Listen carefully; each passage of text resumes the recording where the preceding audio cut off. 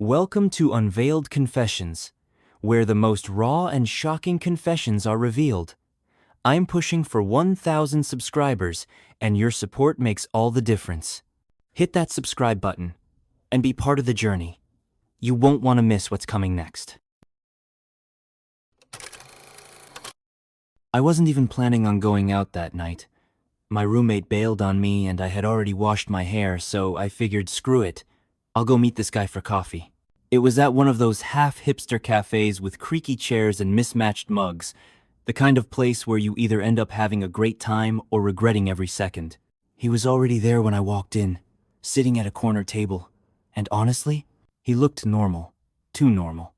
Button-up shirt, hair trimmed neatly, polite smile that made him blend in like he'd been manufactured in some factory that spits out harmless guys you can bring home to mom. The first thing that stood out, though, was how fast he leaned into asking questions. Not the usual, what's your favorite movie kind, more like, so what's your place like? Or, you live alone. He said it casually, almost hidden between other things, but it was way too soon. I brushed it off at first, because people say weird stuff when they're nervous. He stirred his coffee so slowly, like he wanted to make it last for hours, and kept slipping in little comments about apartments, locks, whether my building had cameras. He said he worked in security installations, setting up alarm systems and all that. He bragged about knowing tricks most people wouldn't even notice. I laughed it off like I didn't really care, but inside, I was filing that away. We talked for maybe an hour, and honestly, it was fine on the surface. He wasn't rude, he wasn't pushy. But when he walked me out, he paused just a little too long when I told him I had to head back home. Like he was waiting for me to say, "Oh, you can come up." I didn't. I gave him a quick wave and left. The weirdness didn't hit me until I was back at my place. My apartment isn't fancy, but it's mine. Small, one-bedroom, dim lighting, the kind of place where lamps do more work than the ceiling bulbs. I changed into sweats, flopped on the couch, and started scrolling my phone. For a while, it was just another boring night.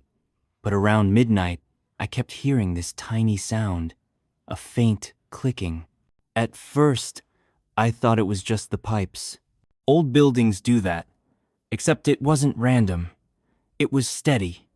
Click, pause, click, coming from the corner of the room. I muted the TV and just sat there, trying to figure out what the hell it was. It wasn't coming from the fridge, and it wasn't the radiator. I walked around slowly, heart doing that annoying fast thump when you don't want it to. It was the lamp by my couch. This cheap floor lamp I bought off Facebook Marketplace, the kind you screw together yourself. I leaned in, ear close, and the sound was louder, clicking, like static, almost like something was alive in there. My stomach dropped. I unscrewed the bulb with shaking fingers, thinking maybe it was burning out. But even with the bulb out, the noise was still there. I pulled the shade off, and that's when I saw it. Taped to the inside pole, near the wiring, was this tiny device. Black, no bigger than my thumb, with a little red light that flicked off the second I touched it. My whole body went cold. It wasn't dust. It wasn't broken parts. It was a listening device. And then it hit me. He had bragged earlier about security gadgets, about how he could hide things where nobody would ever think to look. I thought he was just showing off. I remember laughing when he said he once hid a mic inside a clock at some office job. My laugh had probably been too long, too stupid, because now it wasn't funny. I sat on the floor staring at it. My lamp turned into some kind of trap. I replayed the night in my head. He had asked where I lived, what floor, if I had roommates. I never gave him exact details, but maybe I gave him enough. Or maybe he'd been watching me before the date. The idea of that made me want to throw up. I kept thinking, how did he even get in? I didn't notice anything missing when I got home. No door jimmied open, no broken locks. Did he sneak in while I was at work? Did he follow me once and figure out which door was mine? Every possibility was worse than the last. I wrapped the lamp cord around my wrist and dragged the whole thing into the kitchen like it was some infected thing. I stuffed it in a trash bag, tied it twice, and shoved it out onto the balcony. I couldn't stand it being inside anymore. Then I just sat there at my table, staring at nothing, waiting for some knock on the door that I knew wouldn't feel like a coincidence. The silence after was somehow worse. My brain started playing tricks, making every creak sound like footsteps, every car outside sound like someone pulling up for me. I wanted to call someone, but what do you even say? Hey, I went on a coffee date and now I found a bug in my lamp? It sounded ridiculous, like a conspiracy rant. The night dragged on. I didn't sleep. I kept the TV on low just so the air wasn't so empty. Every time I glanced at the window, I expected to see his face. I half imagined he was sitting in a car on my street, waiting, maybe with some other gadget recording me. The thought of it made my skin crawl. By morning, I had convinced myself maybe I was overreacting. Maybe it was just some old part from the lamp's wiring. But when I finally Googled what a listening device looked like, my stomach turned again. It was identical. Same design, same tiny red light, not some random part. I never saw him again, not in person. He texted me a few times, casual stuff, but I didn't answer. I blocked him eventually. Still, every night when I sit in my apartment, I keep looking around like something else might be hidden. Like maybe the lamp wasn't the only thing he touched. Maybe I haven't even found everything yet. And the worst part is, I'll never really know.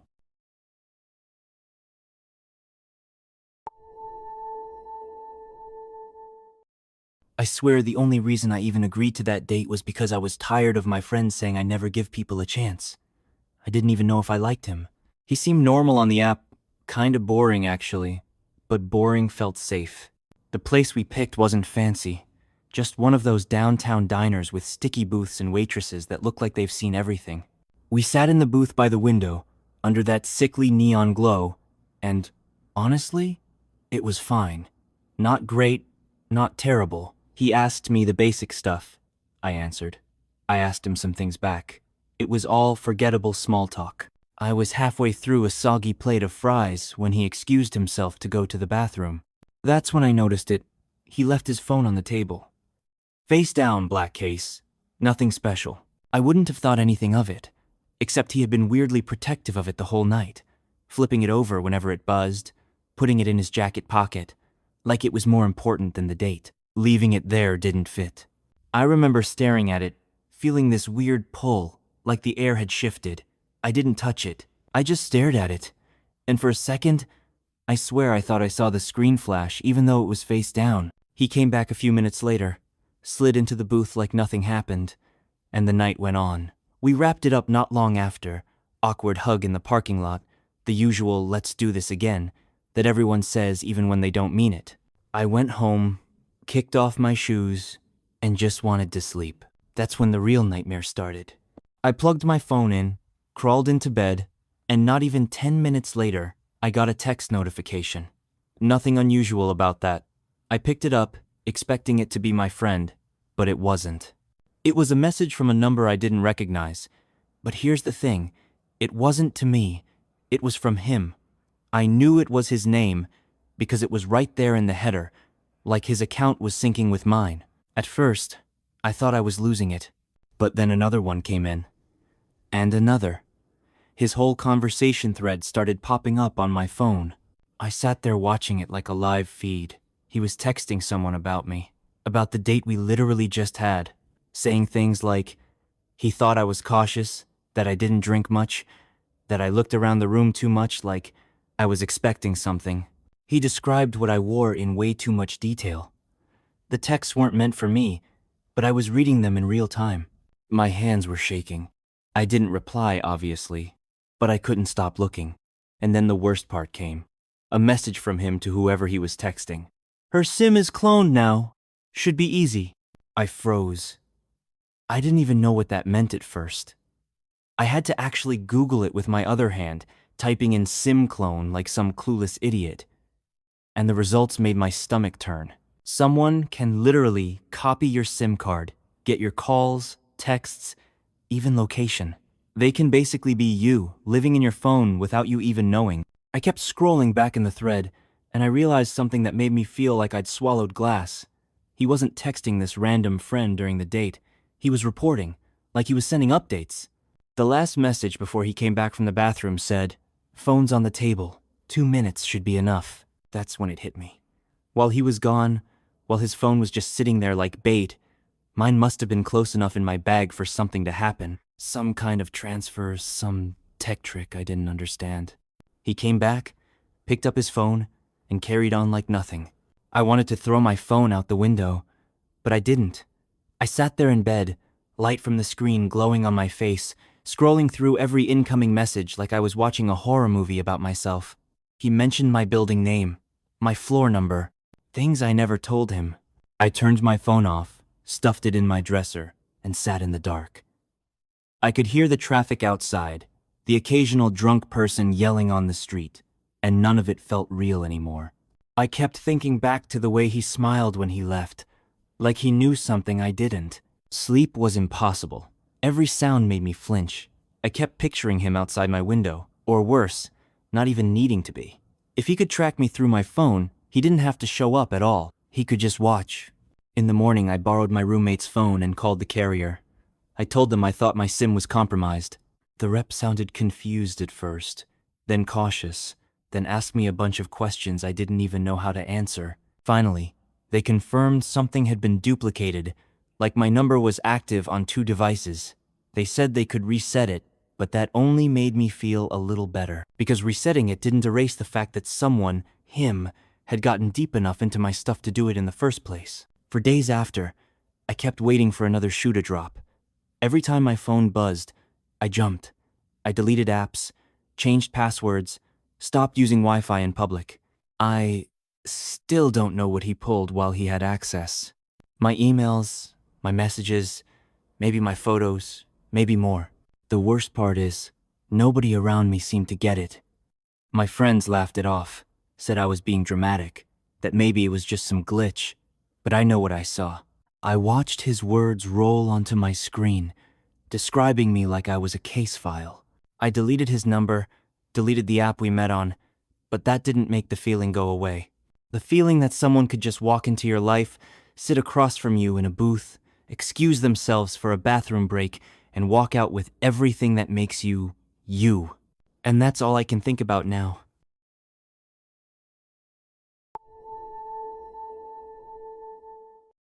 I swear it all started because of this stupid guitar. That's what made me swipe right on him in the first place. His profile picture had him holding it like he was some kind of indie guy, and buried in his bio was this line about selling his old gear. I thought he meant it as a joke, but after we matched, he actually brought it up. Said he was clearing stuff out and had a guitar for sale if I wanted to look at it. Not in a creepy, pushy way, just slipped it in like a side note. So we planned a coffee date first. A little place by the train station, half empty, smelled like burnt beans and sugar syrup. The kind of spot where people study with their laptops and the music's just loud enough to make conversation weird. I showed up early, sat with my purse tucked by my feet, and scrolled on my phone until he walked in. He looked fine. Jeans, hoodie, clean enough. Not super attractive, but not gross either. Just fine. He ordered a drink, sat across from me, and the date started. It wasn't exciting. He kept talking about all these little side hustles he had. Selling random things, flipping electronics, reselling sneakers. He mentioned the guitar again, said it was just sitting in his closet, and if I wanted it after the date, I could swing by his place. I nodded but didn't really answer. In my head, I was already thinking nope. I wasn't going to follow some guy to his apartment just because he had a dusty guitar. Still, I kept the conversation going. Here's the part I keep replaying. The whole time, my purse was at my feet.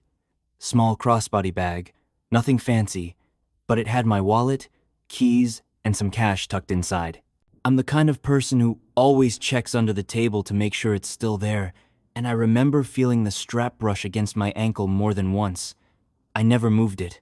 It was never out of sight. The date ended kind of abruptly. He said he had to run, and I was fine with that. We walked out together, awkward wave goodbye, and I went home. Honestly, I didn't think about him again once I got through my front door. Later that night, I was bored and scrolling through Craigslist, because sometimes I like looking at the weird stuff people sell. Furniture, old clothes, random junk. It's almost like People Watch, but online. I was flipping through the for sale section when I froze. There it was. My purse. The exact same one. Same color, same worn strap, same scuff mark on the bottom corner. The picture was bad, like it was taken in someone's living room with yellow lighting, but I knew it was mine. I recognized the little enamel pin I'd stuck on the zipper, a dumb souvenir from a gas station. It wasn't a coincidence. I checked the timestamp. The post had gone up less than an hour ago. At first, I thought maybe my brain was playing tricks on me. I ran to the chair where I'd tossed my purse after getting home. It was there. Same spot, same strap. I opened it, dug through it. Everything was inside. Nothing missing. So why the hell was my purse online for sale? I went back to the listing, read the description. It said, lightly used crossbody, good condition, pick up near 8th Street. No mention of the pin, no details. Just a blurry photo and a price tag that made no sense, $50 for a bag I bought on clearance for $20. The seller's username was random letters and numbers. But the location pinned on the map was close. Way too close. A couple blocks from where the coffee shop was. I sat on my bed, heart racing, scrolling between the listing and my actual purse, sitting there, like nothing was wrong. The photo in the ad wasn't old. It was new. Same scratches, same bend in the strap where I'd slung it over chairs 100 times. Someone had taken that picture recently, and the only time my purse had been anywhere near someone else was that date, sitting by my feet, in the coffee shop, while he told me about selling all his random junk online. That's when my stomach dropped. It wasn't about the guitar. It wasn't about a date. He'd been looking at my purse. Maybe he took a picture under the table when I wasn't paying attention. Or maybe worse, maybe he had another identical bag already, and he posted the photo to see if I'd notice, to mess with me. I refreshed the page a few minutes later, and the listing was gone. Just vanished. Like it had never been there. I sat up half the night, staring at my purse, half expecting it to disappear while I blinked. Every time I checked my phone, I searched Craigslist again, scrolling through new posts just in case it popped back up. It didn't. But the fact that it was ever there was enough. The next day, I thought about messaging him, asking if he'd posted it, if it was some kind of joke. But I stopped myself, because I didn't want him to know I'd seen it. I didn't want him to know I was rattled. Instead, I blocked his number, deleted the app, and shoved my purse into my closet like that would solve anything. I couldn't stop thinking about that photo, how close the shot was, how it was angled like someone leaned over it while it sat on the floor. The lighting didn't match the coffee shop, so maybe he snapped it somewhere else. Maybe he'd somehow gotten his hands on it without me realizing. I don't carry that purse anymore. It's still in the closet, buried under old clothes. Sometimes I pull it out just to check it's real, to remind myself it wasn't just in my head. And every time I do, I picture him sitting across from me at that booth, pretending to talk, while secretly planning how to turn my stuff into one of his side hustles. That's the part that sticks with me, not knowing if he just wanted to sell it, or if it was some test, some way to see how much he could get away with before I noticed.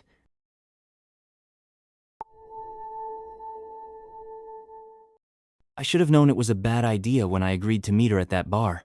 I don't even like bars. Too loud, too crowded, sticky floors, people brushing past you like you don't exist. But she picked it, and I didn't want to sound lame by suggesting something quieter.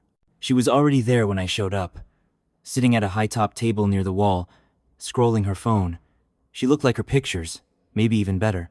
Long hair, sharp eyes, outfit that looked like she'd thought about it but pretended she hadn't. I sat down across from her. We did the awkward hello, and right away I noticed she didn't have a drink, just a napkin on the table in front of her. The conversation wasn't anything special.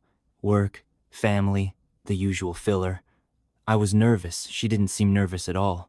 She leaned back, smiling like she'd been through 100 of these, and I was just another repeat. After a while, she tilted her head toward the bar and asked me if I'd grab her something. Just a rum and coke, nothing fancy. I was glad she said something because it gave me an excuse to get up, shake out the tension. So, I left my jacket on the chair, my phone in my pocket, and headed to the bar.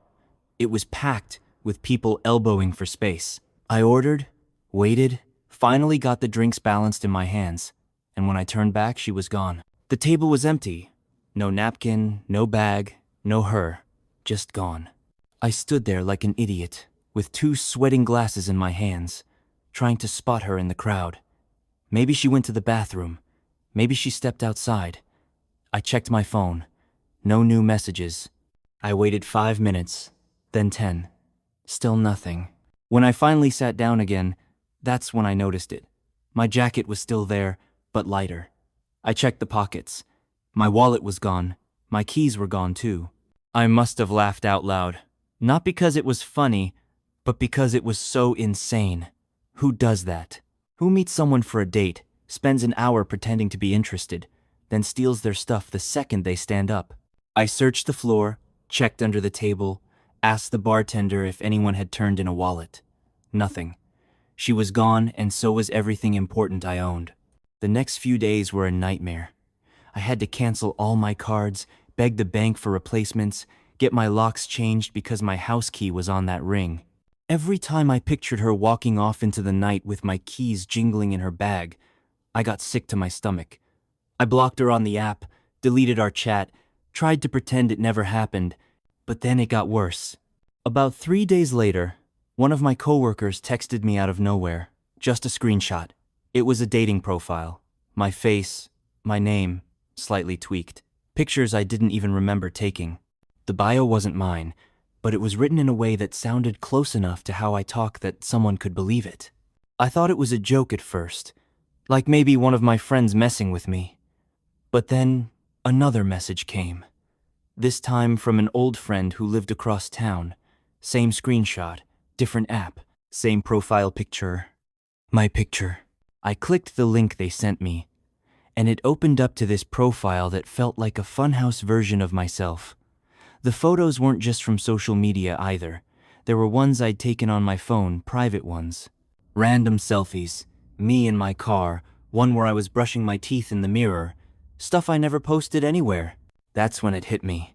She didn't just take my wallet and keys. She'd gotten into my phone too.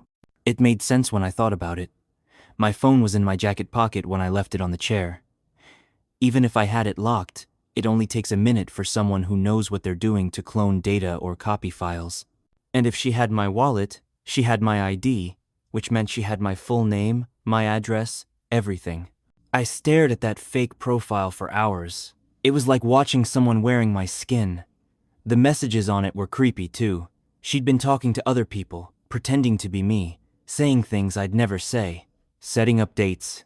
I kept imagining some other person sitting in a bar somewhere, waiting for me to show up. I tried reporting it, of course. I flagged it, messaged support, all that. But before anything could be done, more profiles started popping up. Different apps, different versions of my name, same stolen photos. It was like playing whack-a-mole with my own face. I stopped answering texts for a while because I couldn't stand the idea of more people sending me screenshots. Every time my phone buzzed, I thought it was going to be another, "Hey man, is this you?" message. The worst part was scrolling through my camera roll and realizing what else she might have. She could have copied everything. Photos, notes, messages, even my contact list. For all I knew, she was reaching out to people in my life, pretending to be me. I called the police, but what do you even say? A girl stole my wallet, and now my face is catfishing strangers. They made a report, told me to call my bank again, told me to keep reporting the profiles. That was it. Nights were the worst. I'd sit in bed staring at my ceiling, wondering how many people thought they were actually talking to me at that moment. How many fake versions of me were walking around online, charming people with stolen words. It's been weeks now, and the profiles still pop up every so often. Some get deleted, others stay up longer. Every time I think it's over, another one surfaces, and I keep going back to that bar in my head. Her sitting across from me, leaning back like she was bored, asking for a rum and coke. She didn't even want the drink. She just wanted me to get up, to leave my life sitting there in my jacket pocket so she could walk away with it. And she did.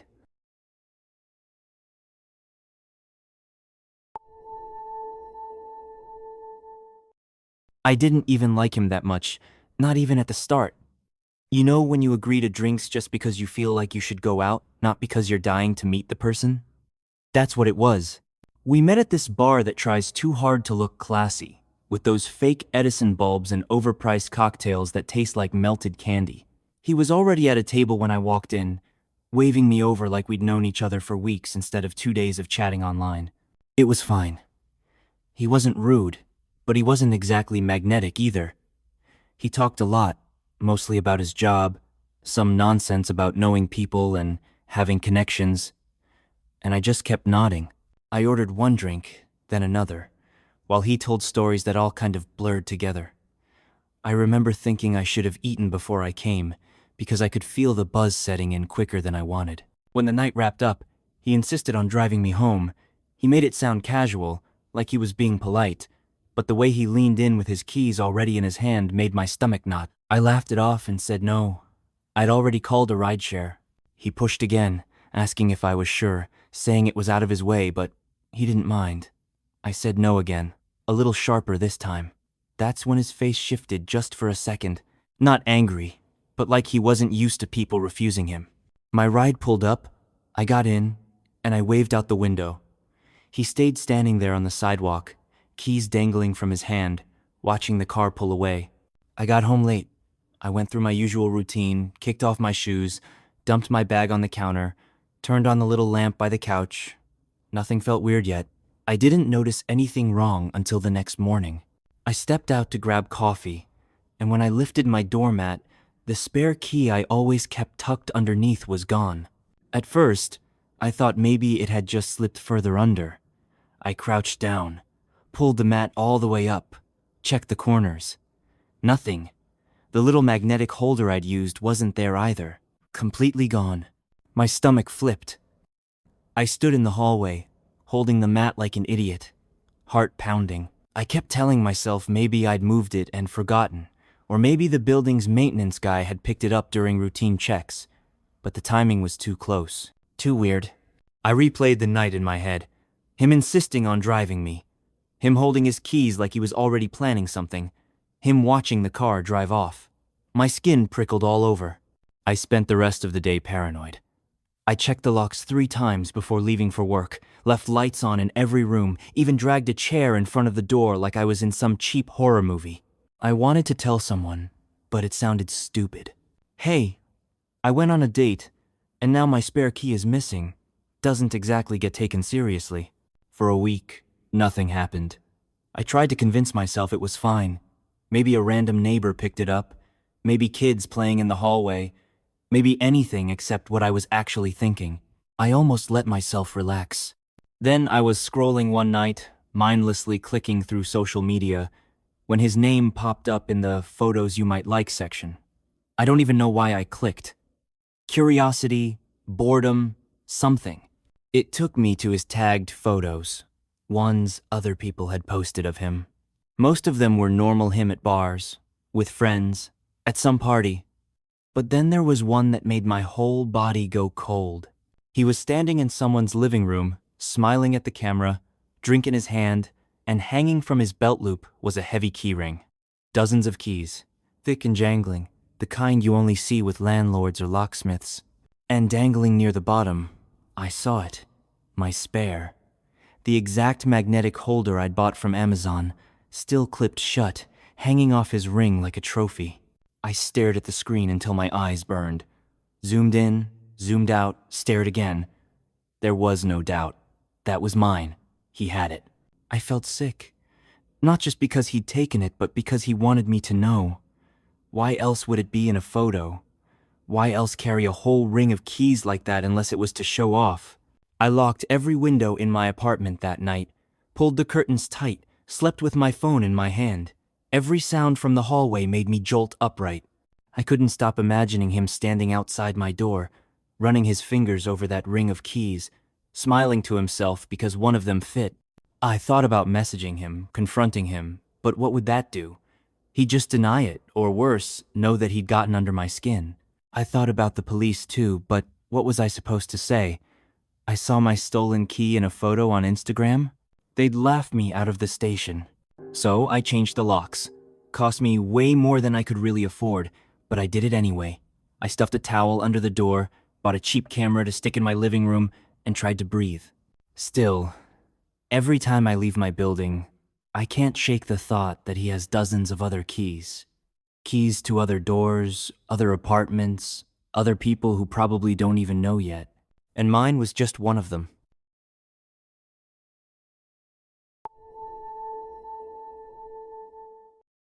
I didn't plan on letting him drive me home. That wasn't the original idea. We were supposed to just grab food, talk, and head our separate ways. But by the end of the night, he offered, and I figured, fine, whatever. It's just a ride. He seemed normal enough. We met at one of those chain restaurants where the lighting's dim and everything smells like fried cheese. The date itself wasn't memorable. He was polite but stiff, like he'd practiced his lines. He told me about his job, how busy he was, how he barely had time for himself. I nodded, pretended to care, stirred my drink. It wasn't awful, but it wasn't clicking either. When we wrapped up, it was raining. Not pouring, but steady enough that walking back to the train station didn't sound fun. He jingled his keys and said he could give me a lift. I hesitated for maybe a second too long, then agreed. We walked to his car. Some dark sedan that looked too clean, like it had just come from a dealership. The ride was uneventful. He asked me about my neighborhood. I gave vague answers. He laughed at something on the radio. I kept checking the streetlights, making sure he was going the right way. He pulled up in front of my building, leaned back in his seat like he expected me to linger. I thanked him, grabbed my jacket, and went inside. It wasn't until I was in my apartment, shoes off, lights on, that I realized something was missing. My purse. At first, I panicked. I dug around the couch, checked the kitchen counter, looked under the coat rack. Nothing. I pictured it sitting in the backseat of his car, forgotten when I slid out. My stomach dropped. Wallet, keys, everything important was in there. I reached for my phone to text him, then froze. Because suddenly, I wasn't sure if I'd really forgotten it, or if maybe I'd left it there on purpose. See, this is the part that sounds weird. I had this gut feeling the whole date that something was off. The way he looked at me, not really at my face, but past me, like he was memorizing things I couldn't see. The way he asked about where I lived, what floor I was on, whether I lived alone. He didn't ask it straight out, but the questions were angled that way. I laughed them off at the time, but they stuck in my head. So maybe I'd left the purse there for a reason. Like some part of me wanted to test him. I didn't text him that night. I figured if he had it, he'd message me, but he didn't. The next day came and went, still nothing. No call, no, hey, you left this behind, just silence. That's when the worry turned into dread. Because if he had it, why wasn't he saying anything? A day later, curiosity got the better of me. I logged into social media, checked his profile. Nothing new at first. Then, around midnight, a photo popped up that wasn't posted by him but by someone else he knew. A group shot at a bar. And there he was, smiling, drink in hand. And in the background, just barely visible, was my purse on the floor by his chair. I nearly dropped my phone. It was mine, no doubt about it. I didn't sleep that night. I kept waiting for him to message me, but he never did. I imagined him sitting in his car, unzipping it, rifling through my stuff, looking at my ID, my address, my keys. 2 more days passed before I finally broke. I texted him. Just said, "Hey, I think I left my purse in your car." No reply. Hours went by. Nothing. Then, late that night, my phone buzzed. One message. Just an address. No words. It wasn't his apartment. It wasn't mine. It was some random location across town. I didn't go. I just stared at it, wondering what the hell he was playing at. The next morning, I woke up to a notification. My cloud storage had been accessed from a new device. My stomach twisted. I clicked through and saw recent activity. Folders opened. Photos viewed. Notes. Contacts. Everything tied to my phone that I'd ever backed up. That's when I knew. He had been inside the purse. He had seen the little black box taped into the lining. Because here's the part I haven't said yet. That purse wasn't empty. Before the date, before the ride, Before everything, I had slipped a small GPS tracker inside. One of those cheap ones you can stick to your keys. I taped it under the lining, hidden from plain sight. Not because I was paranoid about him specifically, but because I'd gotten in the habit of doing it with anything important, just in case. And if he had opened the purse like I think he did, then he would have found it. He would have realized I could track where he was. That explained the silence. That explained the random address. He was messing with me, letting me know he knew. For the next week, I kept checking the tracker app. At first, it pinged around the city, different streets, different neighborhoods. Then it went quiet, like it had been shut off or destroyed. I haven't seen a signal since, but I can't stop thinking about that last photo. Him at the bar, purse sitting on the floor behind him like it was just another accessory. He knew what was inside. He knew I was watching. And now, I don't know if he's still watching me back. The date itself wasn't bad. That's the part that keeps messing with me. It wasn't one of those nights where you're secretly counting the minutes until you can leave. It was fine. Dinner at a small Italian place. Decent pasta. Him asking questions. Me giving half-decent answers. Afterward, we walked around for a bit. Nothing dramatic. Just looping the block and pointing at random shop windows like we were in some old movie. He wasn't pushy. He wasn't creepy. We hugged goodnight, and I went inside my apartment thinking I might actually see him again. I locked the door, tossed my shoes, scrolled my phone until I passed out. End of story, right? Except the next morning, I woke up to an email that didn't make sense. It was a confirmation message from a rental site, the kind people use for vacation bookings. I thought maybe it was spam at first. I don't rent places out. I don't even use that app. But when I opened it, my whole body went cold. The listing was for my apartment. My exact apartment. Photos included. I scrolled through them with my hands shaking. There was my couch, with the blanket I'd left crumpled on the armrest. My kitchen, with the half-full dish rack by the sink. Even my bedroom. Bed unmade. Clothes on the chair in the corner. These weren't old photos. These were taken last night, while I was out. I can't even explain the feeling. It wasn't anger right away. It was this sick drop in my stomach, like I'd been erased. My space was online, priced out per night, with a description that made it sound like some cozy downtown retreat. Perfect for solo travelers or couples. It even mentioned the balcony, which meant whoever wrote it had been inside and paid attention. I slammed my laptop shut, then opened it again because I needed to be sure I wasn't dreaming. The listing was still there, active, with a calendar open for bookings. My name wasn't on it, of course. Some generic host account was, but the photos were undeniable. I sat on the edge of my bed, replaying last night. Everything had seemed normal. I locked the door. I remember checking it. There was no sign of anyone breaking in. So how did they get in? And that's when it clicked. Him. During dinner, he'd ask casual stuff. Did I live nearby? Was it a studio or one bedroom? Did I like my building? I'd answered without thinking. Laughing, because that's what you do when someone's trying to get to know you. He'd walked me back to my place, stood outside while I unlocked the door. He saw which apartment was mine. He knew. But knowing isn't the same as getting inside. That part drove me insane. I looked around my apartment like it might tell me the answer. Nothing was out of place, nothing stolen, just photographed. The idea of someone walking through my space while I wasn't there made my skin crawl. Opening my drawers, maybe, touching my stuff, deciding what angle to shoot from, and I hadn't heard a thing. The email said the listing was live. I clicked through the steps as if I was going to book my own apartment, just to see how far it went. The calendar was wide open. No reviews yet, but everything was set up: payment, check-in instructions, even a lockbox code listed for the key. Except, I don't have a lockbox.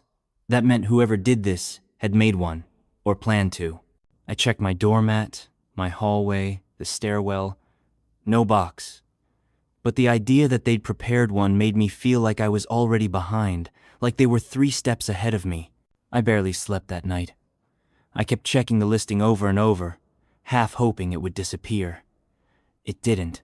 By the 3rd day, it had views. That's what the site showed how many people had looked at it. A dozen at first, then more. People scrolling, considering, maybe saving it. Strangers staring at me bill, me kitchen, me couch. I called the site's support number and tried to explain, but I sounded insane.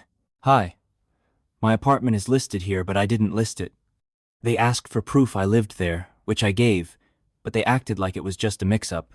They said they'd investigate. Days passed. The listing stayed up. Then, I made the mistake of checking his profile again. The guy from the date, buried in his tagged photos, I found one from months back. He was at some party, grinning, drink in hand, and hanging from his other hand? A camera. Not a phone, but a professional-looking camera with a strap. The kind people use when they know what they're doing. That's when everything fit together. He hadn't broken in last night. He'd been inside while we were out walking. Somehow, some way, he'd gotten in, snapped the photos, and put everything back before I returned. Maybe he knew someone in the building. Maybe he'd done it earlier. I don't know. All I know is he'd walked me to my door afterward, smiled, said goodbye, while the whole time he knew he already had everything he needed.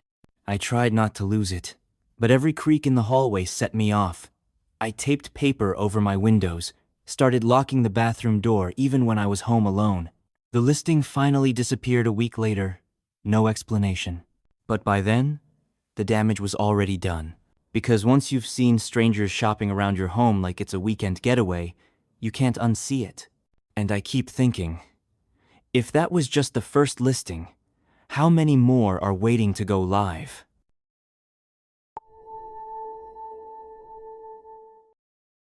I honestly thought inviting him back was a stupid idea the second it left my mouth. But I did it anyway. Not because I was desperate or anything, just I wanted to see if there was more to the night. Drinks had been good, conversation fine, and we walked through the city streets under that weird yellow light from the street lamps. It was one of those nights where everything feels small, like the world outside is blurry, and you can convince yourself things are safe. He followed me up the stairs to my apartment, like he belonged there, carrying his coat and keys. I had to laugh at myself for feeling nervous, for thinking maybe he'd actually steal something. He didn't seem like that type. At least, I told myself he didn't. I led him to the bedroom, saying I wanted to show him something. My apartment isn't fancy, just a one-bedroom with that weird beige carpet everyone hates and a closet that's bigger than it needs to be. He looked around, tried to make small talk, but I could tell he was curious. Not in a flirty way, but in a way where he was trying to read me. I pulled open the closet door and flicked the light on. It hit him too, instantly. I could see it in his eyes before he even stepped inside. There were dozens of wallets on a shelf, arranged neatly. Next to them, a row of watches, some still in their little boxes, others stacked carefully. On the floor, phones. All of them. Every single one a man's. Every single one placed with care, like they were trophies or museum pieces. I leaned back against the door frame, pretending like it was normal, like showing this collection was casual, like it was something anyone would understand. He stepped closer, slow, hesitant, like he was walking through a gallery and didn't want to touch anything. I watched his hand twitch toward the closest wallet. He paused, like he thought maybe I'd say it was okay to pick it up, but I didn't. I just watched. The way the light caught the faces of the watches made the gold and silver gleam, but it wasn't beautiful. Not really. It was unsettling. I remember him turning toward the door, like his brain had decided that leaving was the best move. He took a step back, maybe even two. He glanced over his shoulder at me, and that's when I moved. I didn't follow him. I just stood there, smiling, waiting. The moment stretched, long enough for him to realize that I wasn't going to step aside, that I wasn't going to make this easy, that whatever curiosity or politeness had brought him this far wasn't enough to get him past me. He stopped, like he was trying to convince himself that smiling, saying goodbye, walking past me, anything would work. But it didn't. I could see the panic start behind his eyes, the way his mouth opened slightly like he wanted to speak, but the words didn't come. I stayed there, just smiled. In that closet, with all those wallets and watches and phones staring back. There was no room for him to pretend this was a normal visit anymore. Every piece was a story I didn't share, a story he could sense but not touch. Some were from men who had been careless, some from men who were overconfident, some who thought they were charming enough to ignore red flags. They were all here now, and he realized, suddenly, that the same fate could be his if he didn't leave. He hesitated, slow, careful, like every step toward the door was being measured. I could hear the carpeting under his shoes, soft but too loud in that tiny space. His coat brushed against the shelf, making a faint clink that made my stomach tighten in anticipation. He reached the doorway, looked back one last time. His eyes met mine, and there was that flicker, the calculation, the fear, the understanding that this night wasn't ending like any other date he'd been on. I stayed in the closet doorway until the second the door clicked shut behind him. The sound echoed in the small room, bouncing off the walls like a warning. When I finally let myself breathe, I leaned against the frame and ran my fingers over the wallets. Not because I wanted to, but because it reminded me why I kept them there, why I arranged them the way I did. Every edge, every scuff, every scratch told me a story, and now I had one more. I don't think he'll come back. I don't even know if he'll tell anyone. The thing is, I don't care. He made it through dinner, he walked around the streets, he even got to my bedroom. And now he knows what the room is, what the closet is, what the collection is. That's enough. I sat on the edge of the bed afterward, staring at the wall, thinking about the night, about the way he moved, the way he hesitated, the way the closet looked like some other world compared to the rest of my apartment, about how normal the living room had seemed, how casual the conversation had felt, how safe the street had seemed, and then how sharp everything had turned the second he stepped into that space. And the collection didn't care about him. It just existed, as it always had, waiting, watching, even if it didn't move, waiting for the next curious hand, the next confident ego, the next man who thought he could cross that line. I don't display it for anyone. I don't invite people over. But when I do, and I see the hesitation, the eyes darting between shelves, the calculation in the moment before they realize this isn't normal, it's satisfying. Not in a cruel way, not in a messy way. Just in the way that some things are meant to be observed, respected, and feared. He's gone now. He'll tell himself it was just a weird night.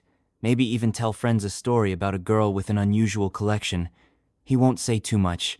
He won't understand fully. That's the way it should be. And I'll keep standing here, looking at the rows of wallets and watches and phones, counting, arranging, remembering, until the next one comes along.